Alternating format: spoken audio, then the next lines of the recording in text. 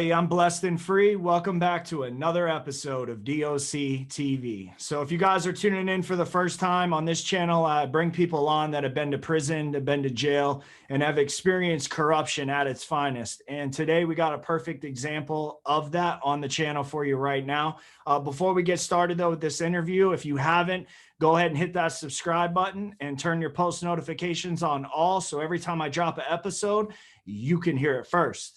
All right, so let's get into this interview. So for the people watching at home that don't know who you are, why don't you go ahead and introduce yourself? What's your name and where you're from? Hey, what's up, people out here in the free world, right? So my name is Claudia Moreno, and I did time in the feds as Claudia Moreno, okay? That was my incarcerated or institutionalized name and identity. And actually, it is my own identity by a court order. However, today I am operating as someone else because that same court order made a mistake and left me stateless. That's crazy. Hi. What's up? That's crazy. Why did they do that to you though? So they took your identity from when you went to the feds, they took that identity, and then what, you got deported and then they gave you a new identity? So like, I'm gonna give it to you like from ground zero, because most of us would want to know, hey, well, you had to be somebody before you were somebody into the courts, right?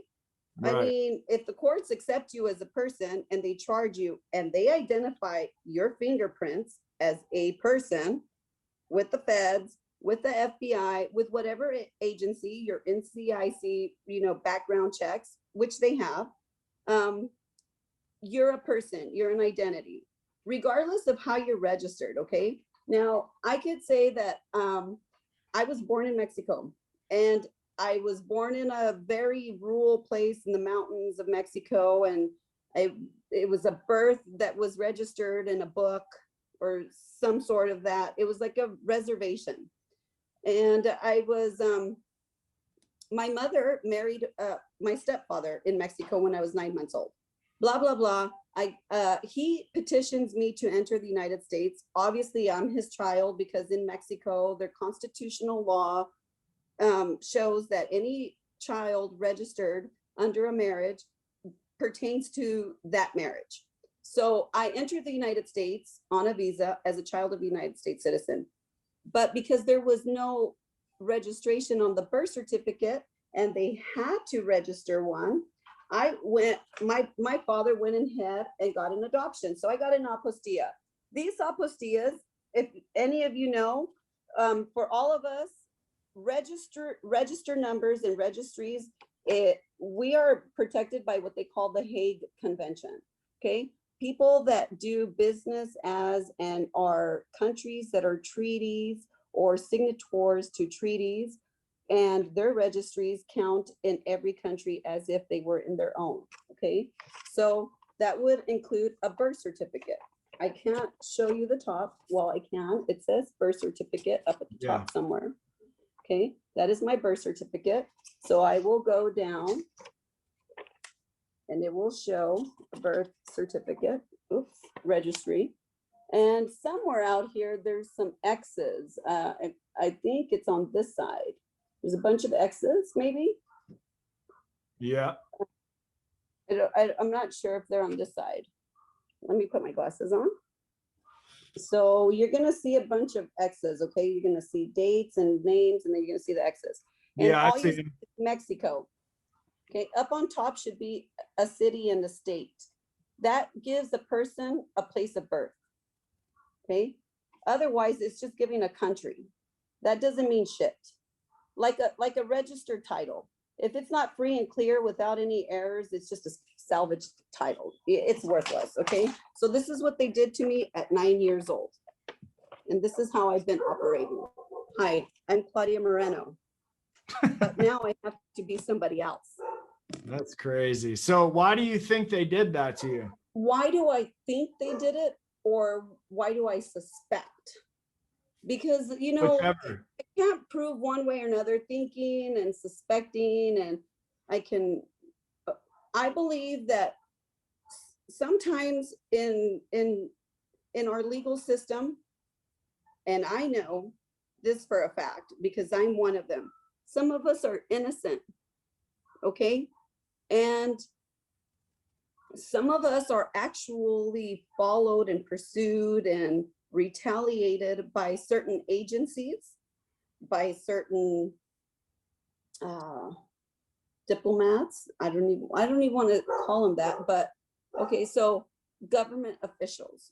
Let's just go from sheriffs to prosecutors to governors.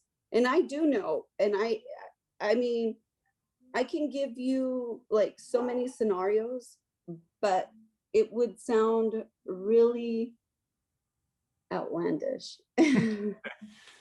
Well, then, all right. So, I mean, there is corruption. I mean, it starts at the top and it goes all the way down to the bottom. I know because I've experienced it and I've went through it, and I know other people that have. Now, that being said, what was it that sent you to prison, and like, how did all that go down? Okay, so initially, when I found out that I was adopted, because that's where this court order comes from. So it was a court ordered adoption, obvious. I'll show the other apostilla, and then I believe there's it says like final decree of adoption somewhere up here. Yeah. Yeah, I see it. So that is my final decree of adoption. I have a registry number. This is supposed to be for international use so that I can prove my identity outside of the United States. Gotcha. Which doesn't count because there's an error in the certificate. So I've been stateless. Even though I've been prosecuted in the United States as such person, served the time, I was deported as somebody else. And this is where the fraud begins, and this is where the corruption is. All right. So was that part of what sent you to prison? No, drugs. Okay. The father of my kids was involved with like drugs, and I was like young and didn't know what. I knew he wasn't straight, but I didn't know exactly what he was doing and who he's doing it with and when he was doing it. Like I was a battered person. I used to be beaten, and and it was something that you didn't ask back then in the late 80s, early 90s at the border towns. So what was he tied in with? I don't know exactly what he was tied in with, but he must have been tied in with something because he felt, some kind of, authority to beat me and to keep me, locked up, but in my own house. But then there was drugs, and it was across the border from like Mexico and to the United States. And he got busted and I got charged with conspiracy. My mother recorded him on a call from the prison system where he was threatening to kill me if I left him. And she turned it into the prosecutor to prove that I had nothing to do with what he was doing, except for I was being coerced into it. Okay. And so I took a plea agreement. Okay. And it was a 5-year probation period for a drug charge. And that was in 94. And that's federal, right? That was federal. All right. So you got arrested for the conspiracy. You're in jail. You go to court. You get 5 years on probation. Correct. Okay. Was he part of like the cartel or anything like that, or you don't really know? I don't know. Okay.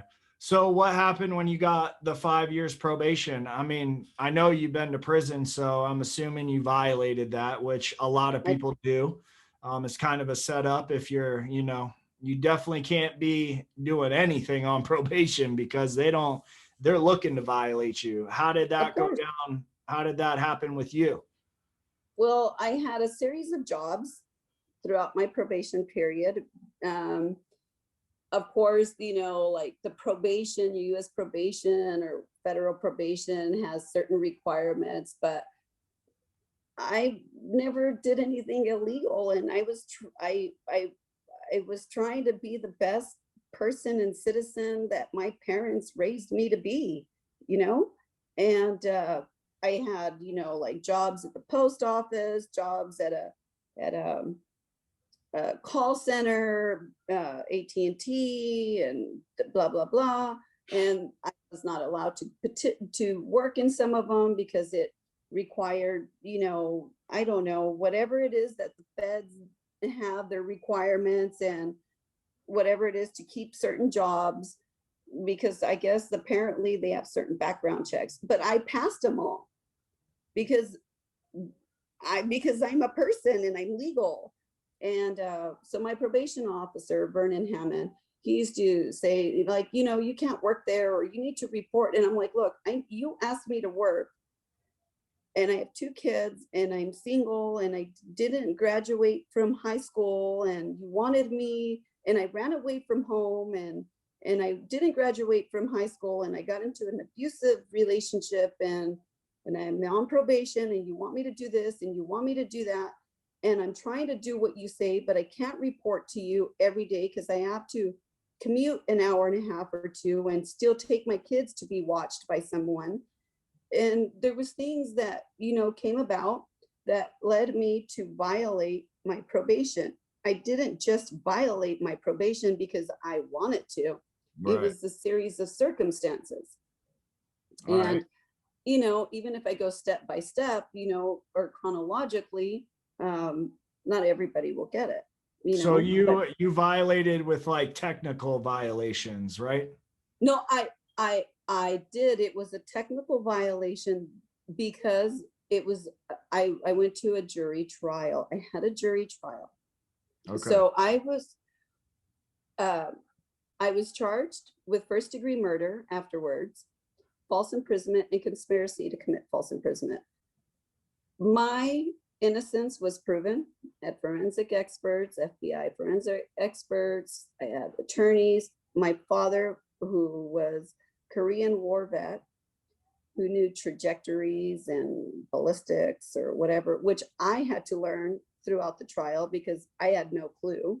All right. So hold on 1 second. So you got 5 years probation, and you violated the 5 years 2 weeks probation. before I finaled. So you were supposed to get off, and 2 weeks before that, you violated with a first-degree murder and an imprisonment, false imprisonment. That is correct. Yeah, that just came out of nowhere. That's why I was like, sorry, not a first-degree murder. I was charged with it. I'm acquitted. I'm innocent. Okay. I was not guilty. I was found guilty by a jury of 12 for false imprisonment, a 4th-degree felony. It carries 18 months in my state. Right. Yeah, that's what it is in Florida too, I believe. But all right, so you got guilty of false imprisonment, which violated your probation, right? 2 weeks before I finaled. That's crazy. All right, so then what did they give you for the false imprisonment? 18 months? 18 months. And at sentencing, the judge asked the prosecutor, what can I do to keep her in jail longer? Oh, I know. I'm going to aggravate her charge. And so he gave me an additional 18 months, which was illegal because I had a jury trial.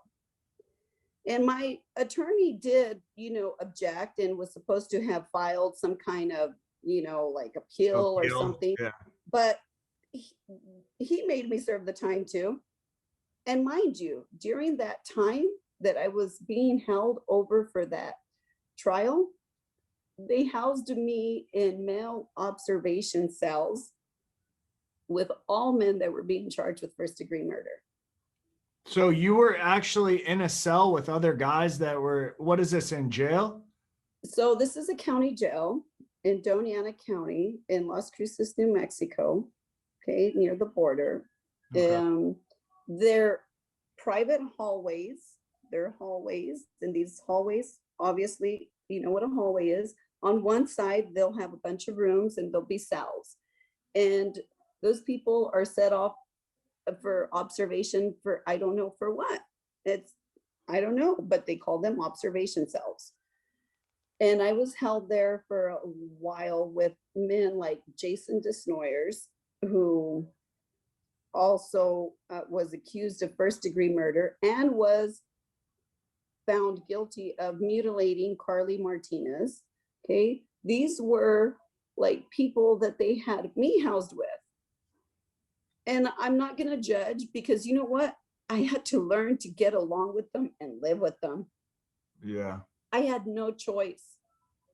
I survived maybe by their prayers, maybe by their like conscience of asking for forgiveness or whatever it may be, or whatever energies carried those hallways, because I was raped in those hallways by officers. Oh, well, okay. So, all right. So you're in jail.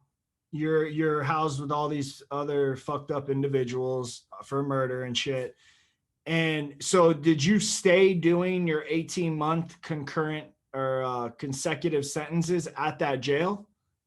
I had been there for over 20 months, and then it should have been like a time served thing, but for some odd reason, they did something within their system and forced me to go pick up a state number.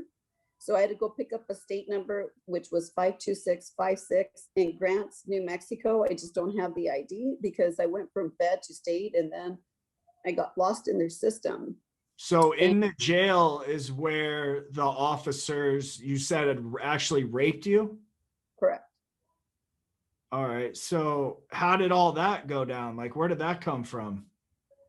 Well, they used to like torture me by like shackling my ankles and my wrist and my waist and throwing me out in lightning storms at 2, 3 o'clock in the morning, or like different like things like not feeding me, or Do you know why they did that? they feel I got away with murder.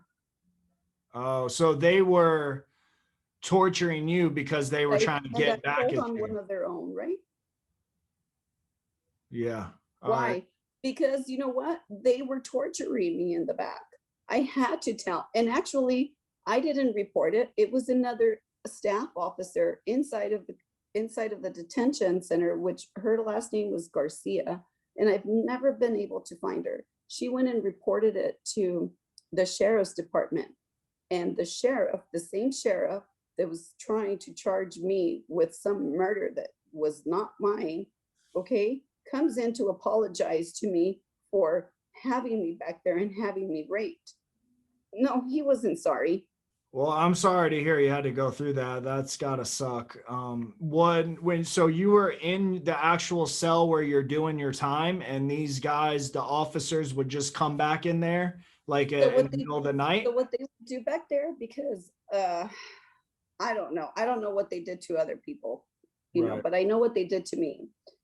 They would say it's rec time or whatever. And in order for you to like come out, like you either have to put your hands through the little like child ports, Right. and you put them through, and your face is up here, and they're watching you, and they're watching, like, I don't know how like it goes on the other side, because and Yeah. they pull you, and they'll pull your pants down, and they violate you right there. Like they use their digits, they use whatever it is that they want, however they want to do it. Damn, that's crazy.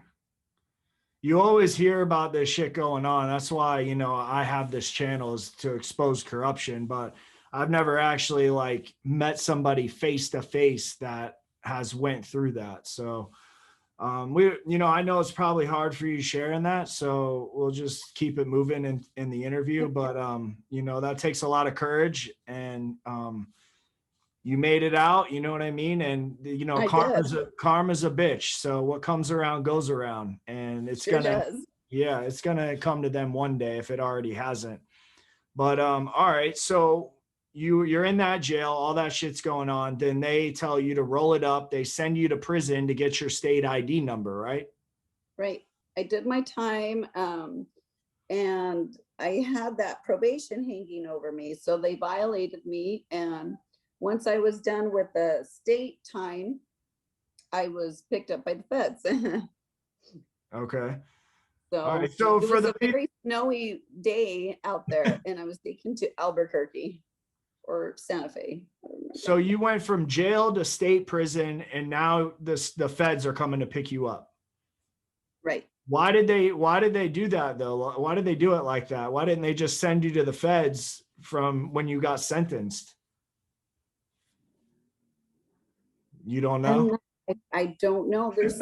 I know there's something there that doesn't make sense, because they should have already have like been like, oh, feds, outweigh the state sentence. We're gonna send her, to the feds. I don't know. I have no idea. They weren't done torturing me, I guess. I don't know.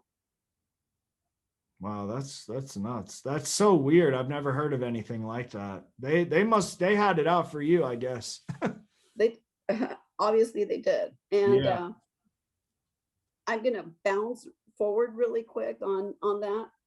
Um, the prosecutor and the sheriff that went after me on that case in 1998, in 2010, she was governor, and the husband was her bodyguard. And I had already gotten out of prison, had dealt with immigration, yada, yada, yada. And my ex says, we're going to a fundraiser. And I said, what fundraiser is this? And he said, Governor such and such, Martinez. And I was like, I can't show up to that fundraiser. She hates me. You know why she hates me? And he said, it doesn't matter. You'll show up. And I showed up. And I'm here for showing up. I'm in Mexico right now for having showed up to that fundraiser, because she had to shake my hand, and the sheriff did as well, and had to recognize that an innocent person was now in front of them, as well as did the judge that sentenced me and said, what else can I do to keep her in jail longer?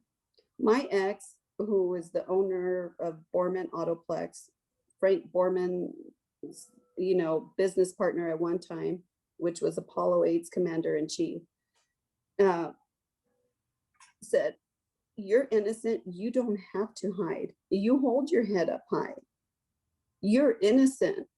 You don't need to hide behind these. It's such a stereotypical world out there. Like, once you were like, my entire family, except for like my immediate family, has pretty much, separated from me, because come on, like, those are some heavy words and things and actions to do. You don't want to be connected with stuff like that. Yeah. And I showed up at this fundraiser. I said hello to them. We had our dinner, our cocktails. Like, the judges came up to us. I'm sure that they didn't like it, but that had nothing to do with me. And now, not even like 7 months afterwards, they had me arrested for immigration charges. And they keep on charging me with immigration charges when my birth certificate and identity is American. Man, you've been through it for A little real. bit.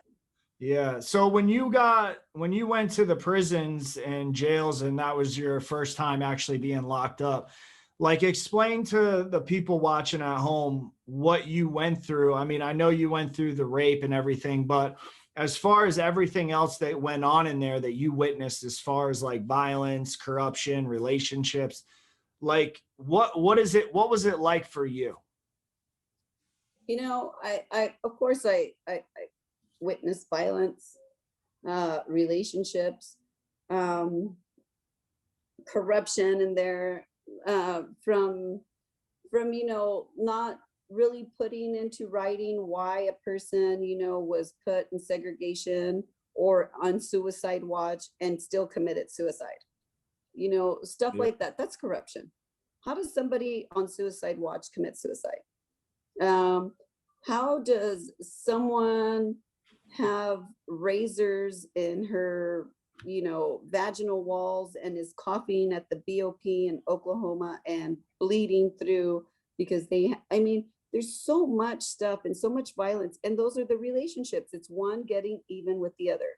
One girl wanted to get even with the girlfriend of another, and she was going to go on a sentence reduction. They had tobacco, they roll it up, they keister it, and one of them put a razor in there. By the time they get to Oklahoma, that razor's cutting on the inside of that person.